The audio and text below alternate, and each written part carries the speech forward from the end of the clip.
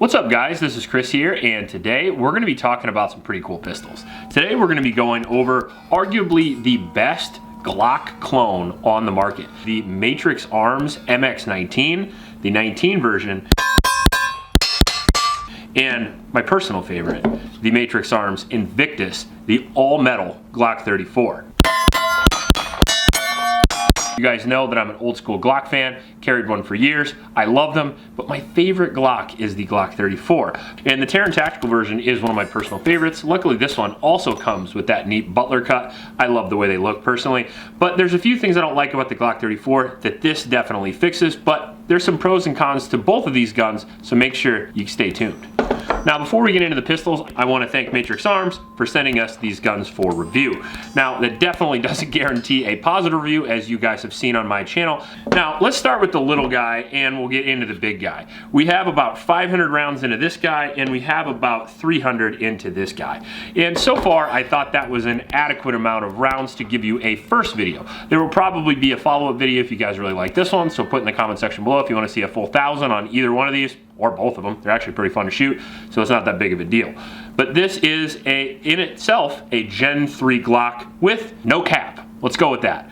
If you've seen the Palmetto Dagger, that is kind of the Glock you can produce if you go the cheapest possible route to try to use the cheapest possible parts, not hitting on Palmetto, but trying to keep that at a price point that is as low as humanly possible. You're looking at a $300 Glock clone, basically, for the Palmetto State Dagger. Now, that's a good gun, especially for $300, but what do you do if you take a Glock and you have no price cap, and you just try to make the best Glock you can make? Well, I probably think it looks something like this. What is this pistol? It is a striker-fired aluminum frame pistol that takes Gen 3 Glock components. As you can see here, you can kind of a la carte the trigger. You can get whatever trigger you want. This one has the Timney Alpha, which is one of the best triggers on the market, and it takes that 5.5 advertised Glock trigger, which is actually around 7, and knocks her down to 3.5, so it's not too difficult to hit those shots on the Instagram, which I appreciate because the lighter trigger pull, the easier it is to hit your target. We also have engraved barrels and all kinds of different styles and features. This one is threaded, and then you get all kinds of different slide serrations as well. Somewhere around a dozen, I think, slide serrations are available. These are just the ones they sent me. Steel sights, steel 3-dot Trijicon sights, and you can get HD sights as well, or you can get raised suppressor sights. They have a dedicated RMR mount, which is what Glock should do anyway. Let's be honest, all the best dots on the market use the RMR footprint. They all do. So just give us a dedicated mount so I don't have these cheap ass plates that break, and I can set my dot even lower and make myself feel better about myself when my iron sights co-witness right through my dot. I like that. Have I ever needed it? Nope. But it does make me feel all warm and fuzzy inside, so I appreciate when you are able to do that. On top of that, it obviously lowers the optic cut down, so it looks nice and it's easier to use. Definitely the better route. Now, on the bottom here, we have an aluminum frame on the MX19, giving it a weight of 25 ounces, which is about an ounce heavier than the standard Glock 19. Not much heavier at all, and you get the all aluminum construction with the full Picatinny rail instead of the Glock rail. Looks very cool. Same size and trigger guard, so no difference there. Same undercut on the trigger guard, except on the grip itself here, we actually have, again, the metal grip with the polymer grip insert. And we're going to show you some filler of the cases that look like they should hold a freaking MP5. They're absolutely huge because they have tons of accessories on either gun, and they do come with different grip panels. You can see this one here has the standard grip texture, whereas on this one I have the stippled grip texture because this is more of a competition gun and you're going to want more texture. This one actually has texture on the front strap, whereas this one does not. You need less on the carry gun, so I figured that's why they did it over. I wish it did have some texture on the carry one too. We have this enlarged magazine well, which is a pro and a con. So first off, you can feel your hand a little bit better and you can really grip down on the gun, and I don't have to worry about any of my hand hanging off or getting pitched in the magazine well like I do when I reload Glocks. However, the downside to that is if you use the Generation 5 magazines, the newest magazines, the 17s work just great. You can see here my extended magazine, and then I have a regular 17 magazine right here. They work fine. But if you are trying to put in a Generation 5 19 mag, boop, not gonna happen. And the reason for that is because of the base plate right here. Now, could you turn that off? I'm sure you could. Or you could just use the standard Generation 3 magazines, which feed just fine. So they work, and they worked in the review. So if you're gonna use the flush fit magazines in the MX19, you're gonna have to use the older magazines. Now with the larger guy, all the 17 mags that I tried work just fine. These are their standard generation. And then we have the Generation 5 magazines. Actually, this is a Magpul magazine here. That works just fine. And then the newer generation mags work just fine as well. All the generations work in the big damn gun. Now again, more trigger options. We have the Timney in both of these, which is very nice, and I'll show you that here. Nice little wall, very clean 3.5 pound brake. And then the only thing I don't like about the Timneys is the reset is a little bit longer than something like a PDP or maybe an HK VP9, but nobody's perfect. It's Glock after all. Now 4-inch striker fired 25-ounce gun here, and you can get it in different colors. Also, as you can see, this one's in FDE, and my John Wick pistol is in all black, befitting of a tuxedo gun. This is made out of a solid block of steel, which is very cool, and you can tell when you pick it up. The average Glock 34 isn't much heavier than the average Glock 19 because of the polymer frame, whereas this one is about the weight of an average 2011. This actually weighs a little bit more than my Atlas, and you can see in the shooting footage, the gun doesn't rise at all because it definitely does have a lot of weight behind this old girl. She's a big bitch, but she shoots quick. The slide serrations on the 34, absolutely excellent. I love the serrations, I love the way they feel. They're not too aggressive and they're not too deep, but they're definitely grippable. So if you go over the top like I do, it's really, really easy to do that. And we have no top hole up here too, which is nice, so you don't get a bunch of stuff in your Glock 34. This one came with the raised suppressor height sights, and then we do have a 2.5 MOA Trijicon SRO on there, making it a pretty formidable package. Longer dust cover, and then the Timney Alpha. We also have the Generation 3 magazine releases for all you guys who don't like the new ones. That's a good way to go. And again, I did mention that we do have the competition-oriented grip module in there right now. And if you do want to change those, it's not hard. They come in the box. They just have 5 set screws, but they do actually Loctite those, which like most companies don't anymore. So you have all your screws rattled loose and falling off on the ground. If you watch my reviews, you see that all the time. You actually won't get that on Matrix Arms because, believe it or not, they know what Loctite is. So that's kind of cool.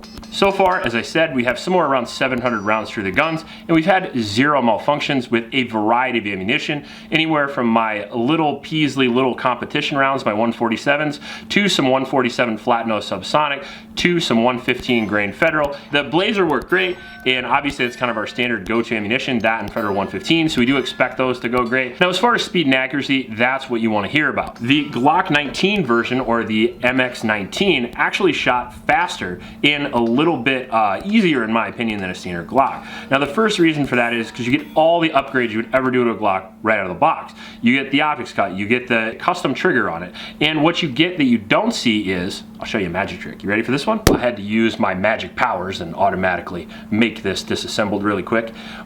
So down here is one thing I think is really unique. So first off, the standard Glock has a polymer frame, so they have these little dinky little rails in here, whereas this one actually has a lot beefier steel rails in it attached to the aluminum frame.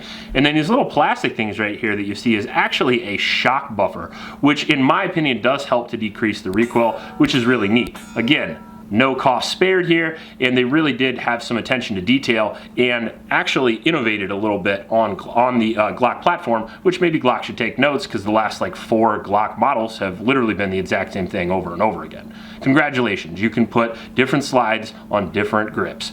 Great job. Now, the speed and accuracy of the MX19 was okay, but if you want pure speed, take a look at this guy. I would argue that this is probably the easiest shooting Glock that I've ever shot, and I was immediately impressed with it and wished I shot this the whole time after I got done shooting the MX19 and started shooting this. My wife actually didn't like this, and that's one thing that I should mention, is that because of the metal frame, it either fits your hand or it doesn't, and there is no real way to Dremel the Glock knuckle out of it, and she actually was getting Glock knuckle, and on these metal frames, you can't do anything about that. The second reason why she didn't like this one as much as the other one is because this one is heavy. Holy shit. This one's running about 40 ounces as opposed to the 25, so it's definitely a little more hefty when you're holding it out there, but as long as you ate your Wheaties this morning, you actually get a lot of recoil reduction from that as well, because more weight out front equals less muzzle flip, so it did shoot very, very soft, but I probably wouldn't be appendix carrying that guy all day, I'll be honest with you. You know all those tactical guys out there that play too much Call of Duty that say they carry a Glock 34 all day and night, but when you meet them, they either have no gun or they have a P365, well, they're probably carrying this one too in their dreams. So definitely a con on the carry aspect. I would say the all steel gun is probably better off for the range, where if you're looking for a carry gun, I would go for the aluminum one if you're interested in these models. So I think the speed and accuracy of these are superior to the Glock. I also think that if you want any of these accessories, it's generally better to have a qualified gunsmith put them in. Even though a Glock is a very easy pistol to work on, traditionally there's stacking tolerances in anything, and if you use a bunch of different aftermarket parts that were never meant to fit together, only just to fit in your Glock, a lot of times you can have issues. And almost always when people mod the internals, like the striker assembly or anything like that, you are gonna run into problems. So people don't like the heavy trigger pull of a Glock, so what they do is they put in lighter springs, and then the gun doesn't work and they don't know why. I just wanted a lighter trigger pull. Well, you get a lighter hit on the primer too when you do that, and you cause all sorts of other issues with cycling and things like that. So I'm actually happy that there are these pre-made, like custom Glocks out there that people can buy if you don't want to dick with it. That being said, it is going to cost you. The MSRP of these is over $1,000 right here on the aluminum frame carry versions, and then on this, I believe they're what, run around 2,000, something like that. Yeah, they're very pricey. But if you are in the market for a Glock that shoots better than a Glock, let's say you carry a Glock 19 or a Glock 17 at work, or for a carry gun, and you're looking for a competition gun that will do the job, and you don't want to switch platforms, and you don't want to learn any new techniques, man, this is a pretty good way to go. I actually think I would do absolutely fine in a competition with this gun. I used to shoot my 34, and I shoot this even better than my 34 because of the weight, so I'm actually impressed. That being said, they are expensive, and they are a very niche gun. If you're into Glocks, I think you'll really like this. And if you're into custom Glocks in particular that you don't want to build, this is a really good way to go.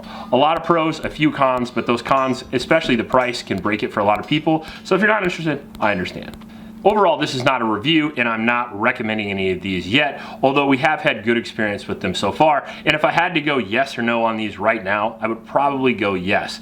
That being said, I've never had any other experience with this company, so as far as the reliability goes, I only know what happened in my guns, and I don't know what happened in all the others across the internet or however many people have owned these. So let me know in the comment section whether or not you've had good experiences with the Matrix Arms guns. Personally, I think they look cool, they shoot great, and they are an improvement on the actual base gun itself, which is something that's relatively rare in this community. Usually what you see is a really good base gun come out, and then a whole bunch of shitty companies that make aftermarket accessories that make the gun look cooler or maybe a little faster but less reliable. This is one of the first times I've ever actually had a Glock cone on the channel that was superior to the original gun, in my opinion. That being said, it's cost double the amount as well, so is it worth it to you? I'm not sure. Is it worth it to me? So far, so good. If you like this video, please like and subscribe. Please support Oklahoma shelters, and remember to recycle. I'll check you later.